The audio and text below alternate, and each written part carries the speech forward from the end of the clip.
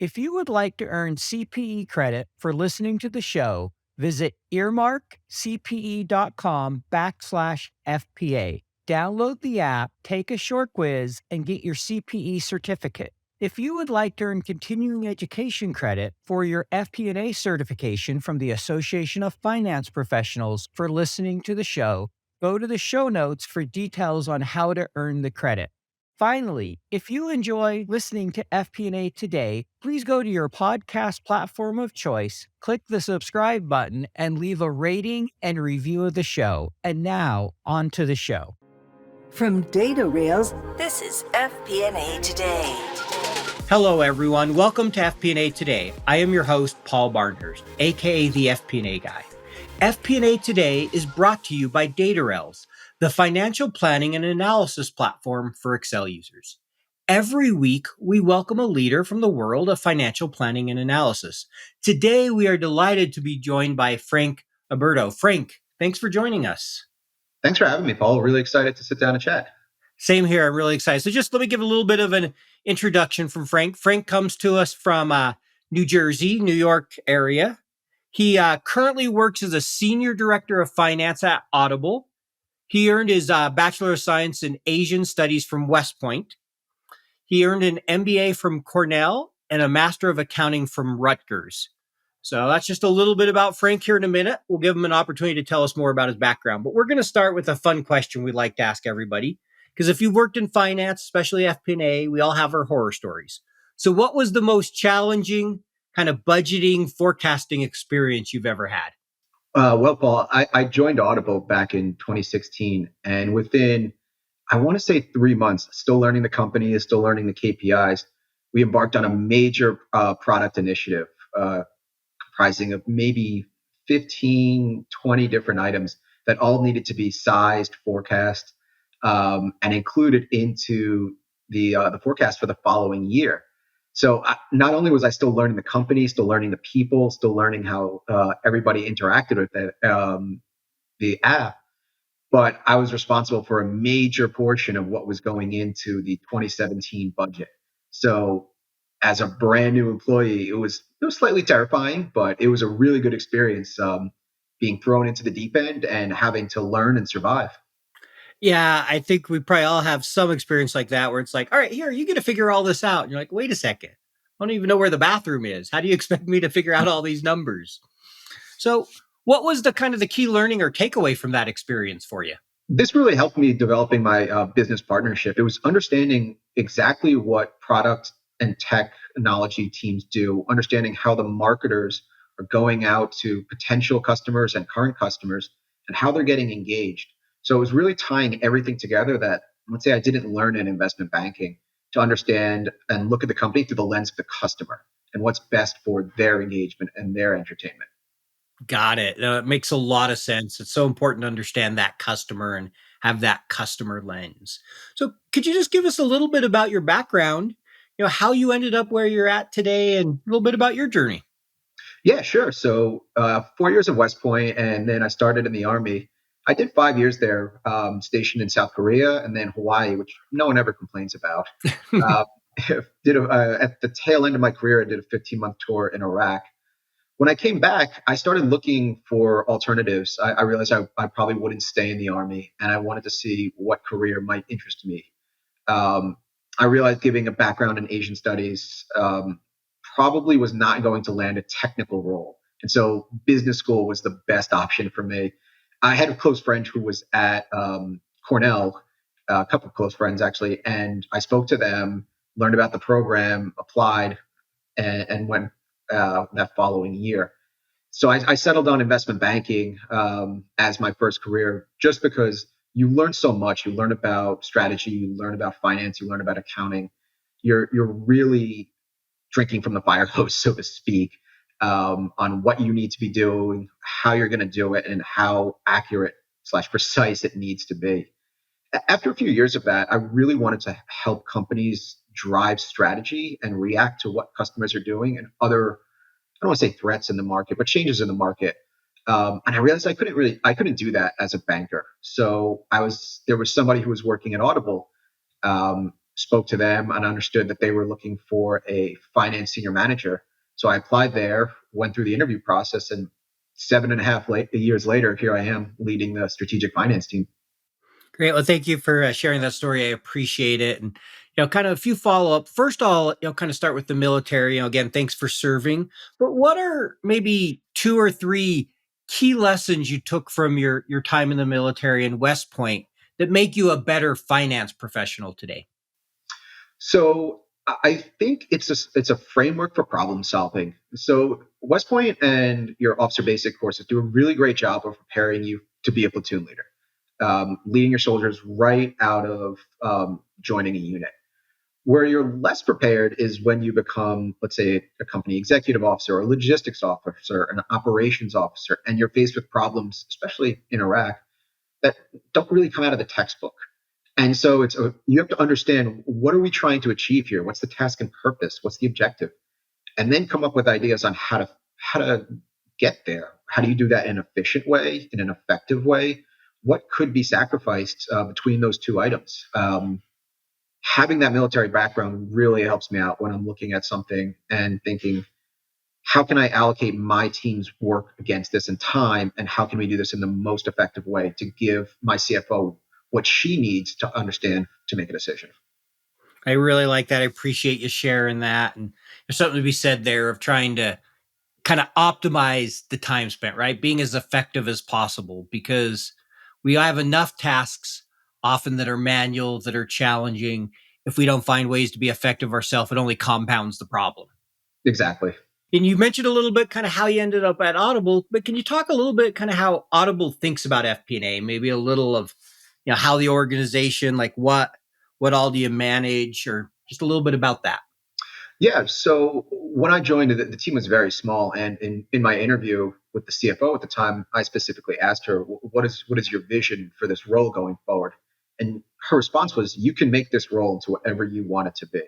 So what I wanted it to be was the strategic partner to, at first I was working with the marketing team, and then it became the product team. And so how we look at the business is really through the lens of the customer, as I mentioned before. What are we trying to do? How are we make this the most entertaining audio platform, bar none? And how do we make sure that people can find the content that they love and come back to find more?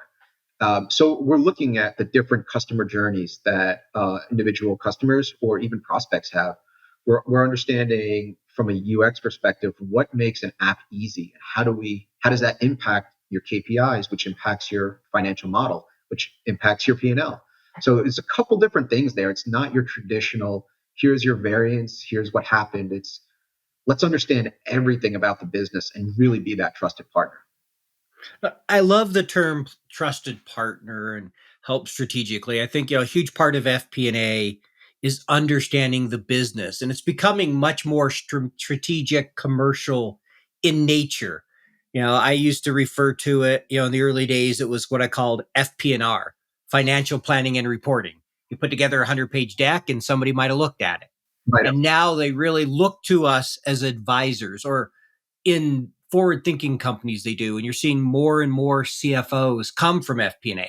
So I really like how you talked about that, because I'm totally with you. That is just so important.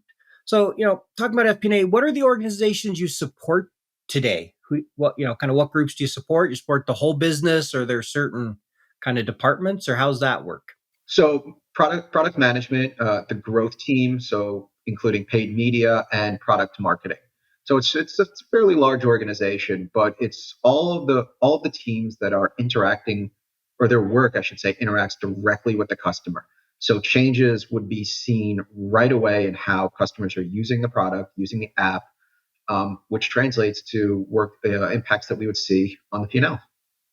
Got it. All right. So that makes sense. A lot of product, and there's some marketing in there. And what do you feel are the most important skills you and your team need to meet the business's needs? Intellectual curiosity. So as I've built the team out over the past 7 years, one of the biggest things I look for in an interview is somebody who is approaching the problem to say, not just here's what the number is telling me and here's what my model is saying, but does this make sense? Or if we're going to make a recommendation to the business, would somebody shop this way? and understanding the lens of the customer, what matters, I think is huge. Finance and accounting skills, obviously, those are the building blocks of the positions. But without that additional lens, you're just not adding that high level impact that you could be. That really helps some of your partners say, I didn't think about it like that, and let's try that, and let's try it. Let's try to see what the customers think about it. So I love the intellectual curiosity, and I like what you said about the customer. So it kind of led me to a follow-up question here. How do you help your team really get to know the customer? What are you doing to make sure your people in finance, right? We look at numbers a lot. We're managing the P&L, all things. How do you make sure they gain that appreciation and understanding of the customer? So a few different ways. One of the biggest, I think, is making sure that our team's actually using the product. And you'd be surprised how many finance professionals at various companies aren't using the products that they're assisting with. In our case, we are all very dedicated listeners. And when there's something that goes right for us, we understand, okay, this made it easy. This made it easier to sign up. This made it easier to find content that I never would have found. Or this made it so if I'm on the go, I can pop my headphones in. This 2 seconds for me to be listening and enjoying myself as opposed to longer. But I think making sure that you're using the product and then understanding what product and marketing teams actually do. So for a lot of us, we had no idea what product marketing or product management did. Not because it's nebulous, just because we weren't exposed to that before. Mhm.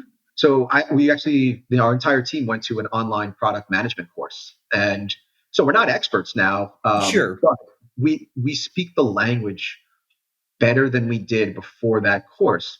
Understand customer journey, the product roadmap, why a product manager would do X versus Y, what the different considerations are there. And so it's really being able to get out there with your partners, and I'll use a military term here, to get out there and win hearts and minds. We're here to support you. We're not here to check your budget or to tell you that this isn't going to work. We're here to help think through this from a different perspective. I really love the part there where we're here to help support you, not to kind of make sure you're following the budget, so to speak, and that everything's in line. Yes, if we're supporting you properly, and the business is running the way it should, the financials will take care of themselves to a certain extent. Exactly. I mean, obviously we have to make smart decisions with that, but that really goes from understanding the customer and being strategic, not from understanding the P&L per se. Exactly. You know what it is like. 13 different spreadsheets emailed out to 23 different budget holders. Multiple iterations, version control, errors, back and forth updates. You never really feel in control of the consolidation and collection process. Yep, I've been there. Stop, breathe. DataReals is the financial planning and analysis platform for Excel users. DataReals takes data from all your company's disparate sources. No organization is too complex, consolidating everything into one place, secured in the cloud. Now all your data finally talking to each other. Everything is automated back into your report in Excel. Cash flow, FX conversion, intercompany transactions, now automated and up to date. Drill down and variance analysis in seconds. Don't replace Excel, embrace Excel. Turn your Excel into a lean, mean FP&A machine. Find out more at www.datarails.com. How closely, I'm just curious, do you work with the business on those strategic and operational decisions? Like, are you, closely involved in the different projects and things going on, or how do they utilize you for those? So very closely involved. If there's a stand-up meeting, it would be surprising to not have one of my team members there. In fact, with different marketing / growth team members and different product team members, they all have developed different relationships with my team, and so they will have a trusted go-to person where they will say, "I'm having this meeting, and this person needs to be there." And so we're involved from start to finish. What's sitting down for ideation? offering our opinion, which is another important thing, that we not just that we have a seat at the table, but our voice is heard and respected, and which it is at Audible. And to a certain point, because we've demonstrated that we are here to help, we are here to help think through, and not just be the team that just give us the inputs. We're going to hit F9. Here's your output. It works or it doesn't work. Right? So we're closely tied into that. We're closely tied in with strategy team members as they work through long-term plans for the company. Now, I know I have a little bit of an Excel geek because you said hit F9. Yes. Anyone in finance will appreciate that, right? So we've Yes. all been there. What I was going to say is so true that when they're in the meetings, I've worked for a number of different companies, and I remember one when I first joined. Finance was in none of the sales meetings. We were given all the numbers. I asked to join them, and like, oh, we'll just give you access to our tool. Like, would never even invite me to any of the calls. Where on other ones, I'm on all the calls. They would call me when they were working on certain deals that may not have made sense financially, or wanted to get my thoughts, and we'd work through them. And just seeing how different that relationship was and the challenges it created in the business, it made it really hard to be that strategic partner when you could clearly tell. And I've had other roles like that where, hey, finance is someone we have to deal with, but we really don't want them in the room. Yeah, but luckily we do not have that at Audible. Everybody's very open and very supportive of each other, but specifically with finance, they understand how we can bring value to their work. And frankly, we get out there and the work we do wins friends. They respect what we do. They respect us as professionals, not just because we can add up the numbers properly, but because we're trying to help them. We're all here to support the business. We're all here to support each other.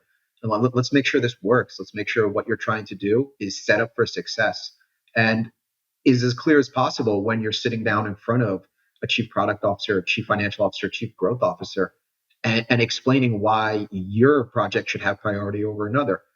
You definitely need us in your corner for that. And I think they definitely appreciate some of the support as well as some of the rehearsals that we do. Someone will ask this question. Let's make sure you're ready to answer it. And here's some backup information for that. I love that, and couldn't agree more.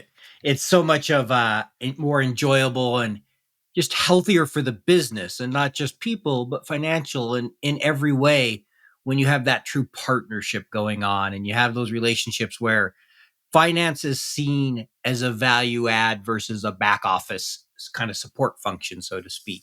And so, speaking to that, you mentioned how you're very much involved in the strategical and the strategic and operational side of the business. Maybe can you talk to an example of a strategic project you worked with on the business and kind of the role finance played? Well, some of the things in the past few years have been some of the updates that we've done to the app. So if you're an Audible listener, you and an iOS user, you know that you're able to sign up through iOS app now. And so my team and I were very closely involved with the marketing org, with the product org, on how we understood what the benefits were and the pros, the cons, how that launch could go, and what we could be expecting from it. And so it really was sitting down with our business intelligence team, understanding if this is the benchmark KPI where we are now, and talking to the product managers, where do you want to take this? What is possible? Making sure that we're connecting the dots between those teams as well and the growth teams to say, here's a realistic forecast that we can show you on what we anticipate. So you're a bridge, you're a connector. You obviously understand what is good for the customer and why you would do that, and then articulate this in a very clear package that you're bringing up to company leadership. Got it. Thank you. I appreciate the example. And I'm sure we have some listeners that are big Audible fans and will be able to relate to that one. I will say I've listened to a little bit on Audible, but not a lot myself. My wife does listen from time to time. She does it a lot more than I do, but so appreciate that one. Next one is you look at your team and just kind of, the environment and finance. What would you say is the biggest opportunity and maybe the biggest challenge you're facing? I think the biggest opportunity is when you look at technology that is coming out now. And so with that, whether that's AI, which everyone is talking about, or even just new programs that you can insert into Excel and change either the way you're looking at data, the way you're running an analysis. I think those opportunities are really They provide a more robust path for the finance professional because you're able to upskill when you add in SQL, when you add in Tableau, and think about how you can tell a story from start to finish for an executive level meeting. Um, the opportunities there are immense, and it really provides a lot of runway for, let's say, your juniors or your recent MBA graduates to carry that message, be able to present that clearly and have that understanding, especially with tools that make it much simpler than having to run through cases on your own in Excel like you might have done a decade or so ago. Got it. And so I'm curious, is there anything, I mean, obviously we've seen a lot of AI, but any kind of tool that you've seen over the last year or so that has you really excited, or anything you're looking at and thinking, hey, that will really help us be more productive, that you're seeing out there? I think just for myself, I've really been diving into just SQL and Tableau, which somebody might say, that seems pretty basic, but when you look at the platforms, they're incredibly powerful with what you can show and how you can manipulate data in a way that just reveals certain patterns and trends that if you're staring at a spreadsheet, you're definitely not going to see it. And more importantly, or most importantly, allows your audience to see that. And I think that's the most important part when you put it in front of a CEO or his or her directs. You get the question, wow, this is insightful, instead of the question of maybe, what am I looking at here? Like, it speaks for itself. And as I hear you say that, whether it be Tableau, Power BI, Looker, Domo, whatever visualization tool you're using, there really are some great things you can get from understanding those, from moving beyond Excel and being able to do some of those analysis. And I really like that you mentioned SQL, because I'm a proponent that people should at least understand the basics of SQL SQL. I don't think you need to be deep and writing complex statements, but I did report writing for about a year and a half before I moved into an FP&A role. And it was incredibly valuable in my career to be able to query something from the database if I needed. And it made it easy to learn Power Query and make that bridge. So I was able to transform and pull data and get insights that other people on my team couldn't, because they didn't have that skill set. Yes, they were good in Excel. Yeah, they could put together a chart, but it just takes some things to that next level. At least that's what I've found. Is that kind of your experience there? It is, because if you really want to differentiate yourself, and when, as you mentioned earlier, a lot of the CFO roles are coming from FP&A, it allows you to dig deeper and really think about strategy. So you're combining your knowledge of the P&L, your knowledge of the customer, and then enhancing that knowledge of the customer with a very in-depth understanding of their actions because of all the data. When you provide all that, that makes it very easy for a CFO to step up to become a COO or even a CEO. And I think it's incredibly powerful for people earlier in your career, because it really makes you a very well-rounded finance professional that is able to say, here's how we can help set the strategic direction of the company, or even tactical direction for certain items. And that is really adding value and really supporting the business. I agreed. And I like how you said, kind of helps prepare you CFO or COO, because we're definitely seeing a lot more of that where, CFO, especially smaller companies, they also have COO responsibility, or, people from finance and FP&A making that switch. Maybe you'll go over to revenue operations or sales operations, because if you're good in FP&A, you're going to understand operational metrics. You're going to understand some of that operation of the business, because it's really hard to make good advice, strategic advice, without understanding that. And so I think, it puts finance in a great position as you move up in your career. As I heard one person put it, FP&A is the only place outside of the CEO and the CFO that gets a 360 view of the business. And they get it from two lenses. They get it from a financial, and they get to see it from the business lens, the operational lens. And that's just incredibly valuable. I totally agree. And that's what has made the past 7 years at Audible fantastic for me. Being able to have that perspective and really understand how a business of this size is run and how it grows. Got it. Yeah, no, it sounds like you've probably seen a ton of growth and change over those 7 years, I'm guessing. Yes, and especially when you look at with the pandemic and people trying to find ways to entertain themselves, like streaming became, and listening, and it became a pastime, especially in the early days, which because what else were you going to do? And so it's understanding that growth and how to keep that growth trend going. Yeah, no, definitely. I mean, the pandemic changed so much, and I think many tech companies have, I will say, struggled to a certain extent to figure out how they keep the growth going. Some overhired, just trying to figure it all out because it's a new world. Even though, yeah, it's the same world, but things have changed, and there's some things that fundamentally will never be the same after COVID, I think. So I'm curious, as you look at the business and just kind of in general, are there favorite metrics you like to look at to help you understand things? Maybe if, favorite either kind of financial or operational, but just some metrics that really help you know how things are doing. So I think at a high level, one of the things that my team really zeroes in on is just how our customers are engaging with the product. And so we want to understand that because if you're not using the product, if you're not listening, if you're not finding what you want, why would you stay?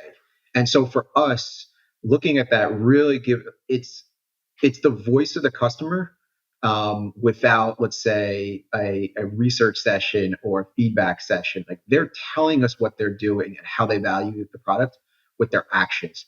And so when we understand that, we have a better sense of where the value we're bringing to their lives, how they're using the product. But two, it helps us zero in on where there are opportunities where we can advise our partners to say, if we see this might be an idea, or this leads us to believe X.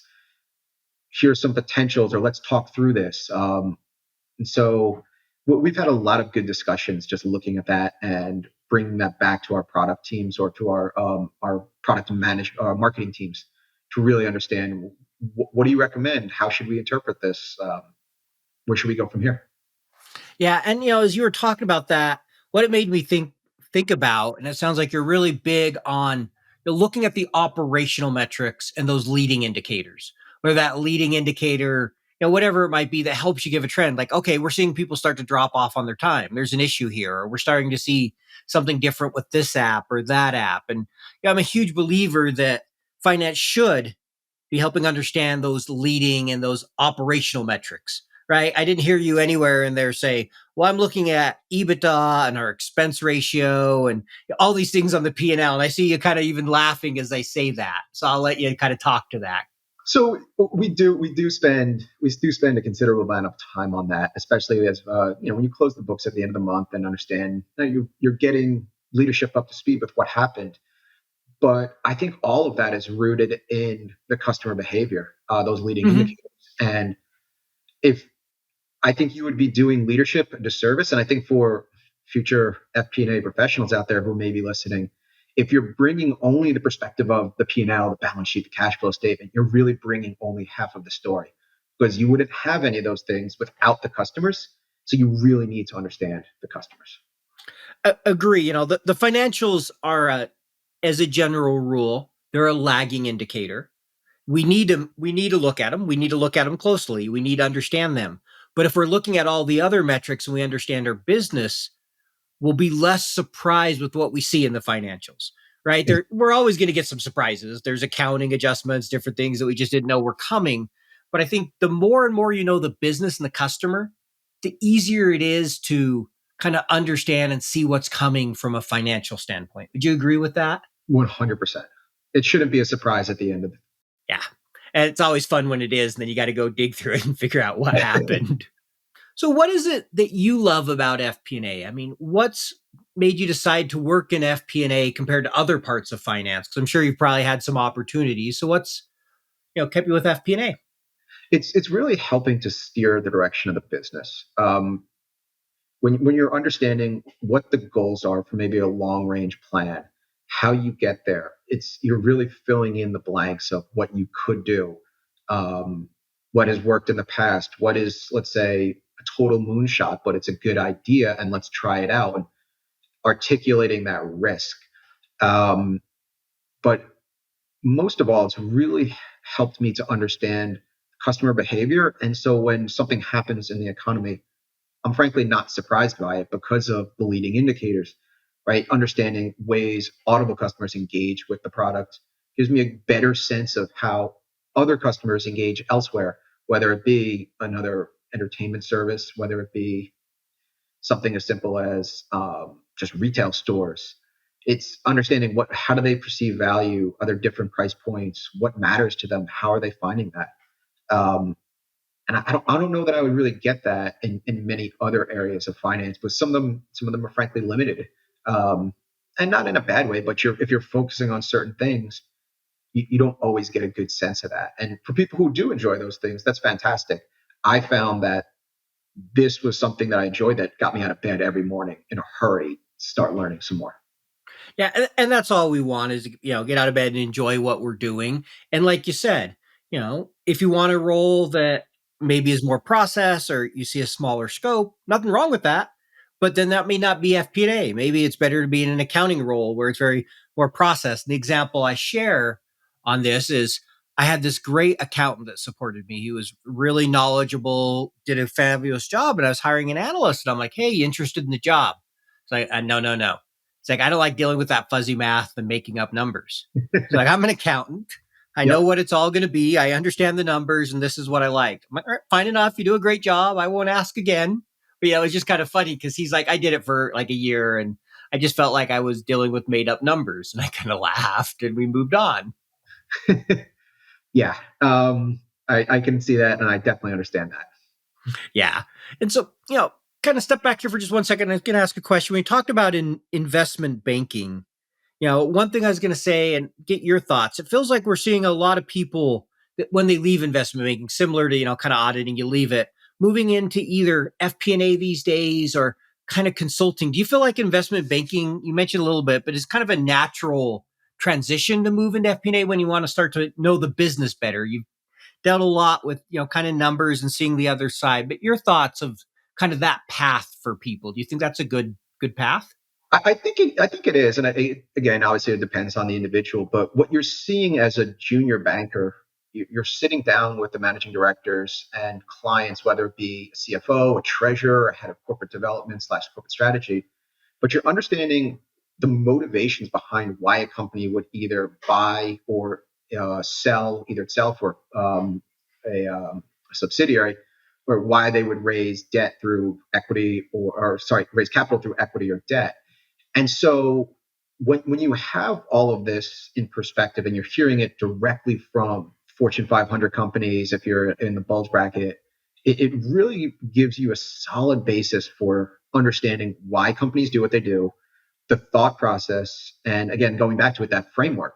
And so if running the company and helping to set that strategic direction is something that appeals to you, it's just a natural fit.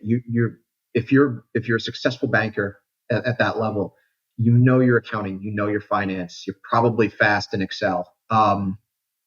You've probably put together decks that make sense, that are clear, that CFOs and treasurers can read, which means within your first few months, you're able to put something in front of your managers and the bosses that is compelling, that shows you understand not just the business, but the environment you're working in. I appreciate that answer. And that was kind of my thinking. And so you helped clarify that. Obviously, I didn't come from investment banking. I started my career in procurement and then went to grad school and then switched to, finance. And so, a little bit of a different journey. So I was just kind of curious your take on that. So, next question here is you look back over your career and this can, it could be in the military, it could be work, wherever you want to share. What's the accomplishment you're most proud of? What's something you would share if I asked you that question in a job interview? That's a great question. The one that stands out for me was when I was actually in the military. So we were stationed in Camp Taji from 2007 to 2009, and I was a logistics officer for the cavalry squadron that I was a part of. No real training as a logistics officer, and I was responsible for also constructing or designing concrete checkpoints along major highways in our area. Um, I didn't really have a lot of mechanical or civil engineering training / any, but I knew where to find the help, and I knew how to ask people in a way that helped them understood what I was asking, what I needed from them, and that I had put in the work ahead of time. So the team and I designed a concrete checkpoint just north of Baghdad that would allow soldiers to stay safe, but allow us to control traffic in a way that we can stop and inspect cars So at one point, we were able to stop and arrest a major bomb maker who was heading from Baghdad north. I wasn't on the scene, but I was in our tactical operations center watching this unfold through a drone. And one, it was really awesome seeing that happen.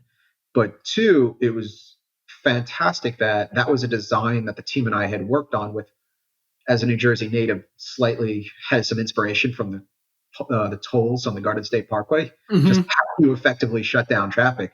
Um, but it was cool to see that, just because that's a problem. That's the problem solving I was discussing for. What's my objective here? How do I achieve this? What is a good way to do it? How do I do that with the materials I have? Because I wasn't going to a major construction company here in the Northeast and saying, I need this entire bill of materials.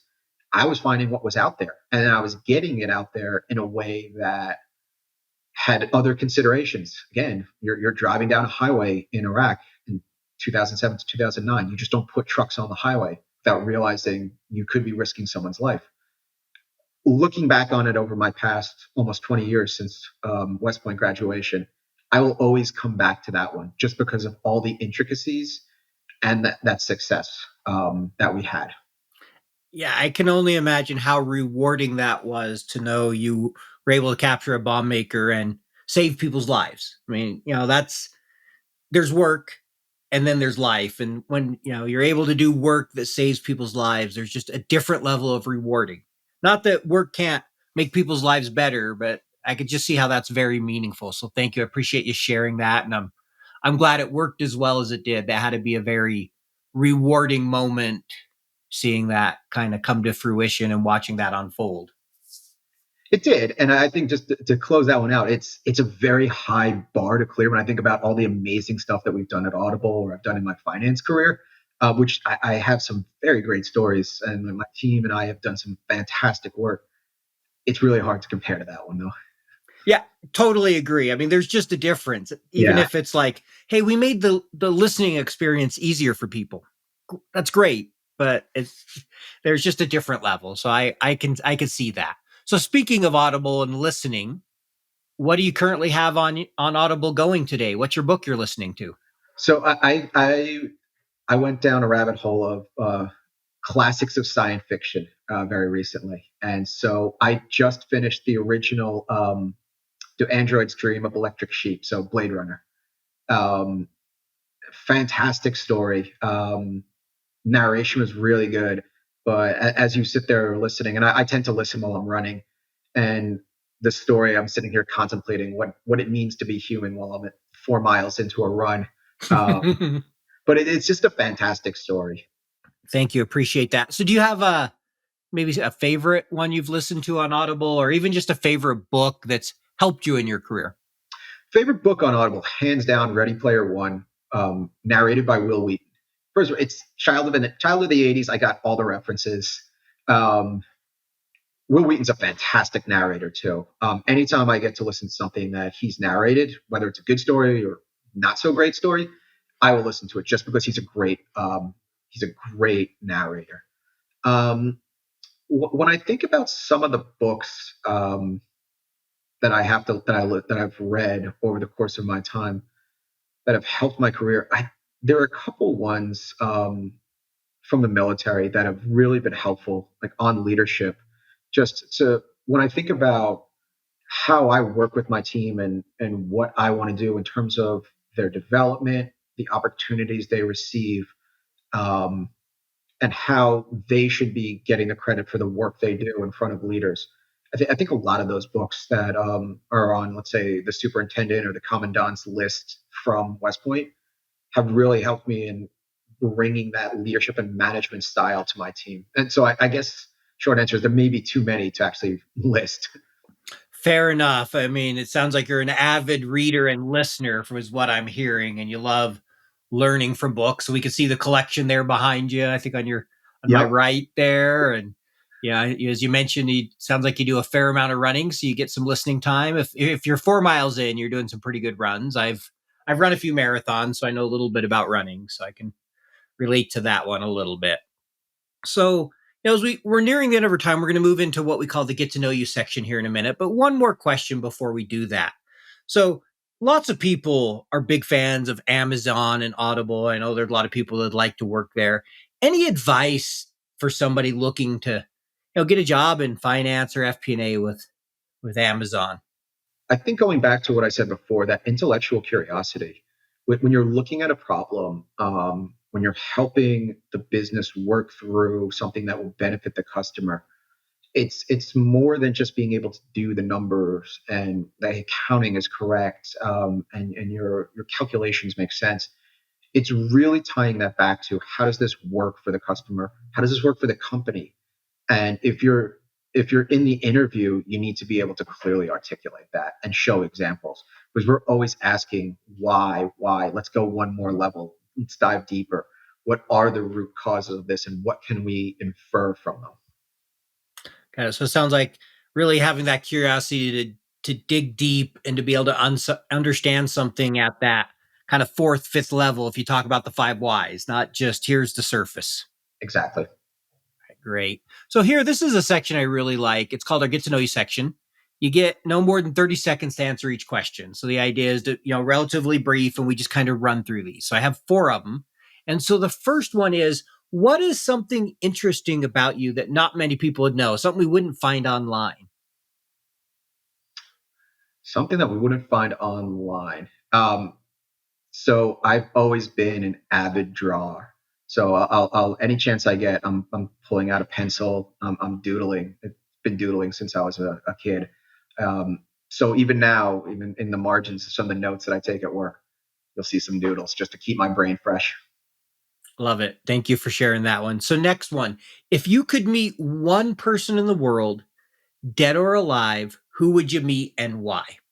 I'll answer this from a finance perspective. So I think I would like to hear from the original JP Morgan. So want to understand, like, tell me about what you did, that helped direct the direction of the nation in a time when we needed finance most. That's the first time I've heard someone say JP Morgan. I love that. I love that answer from a finance perspective. That's a great one.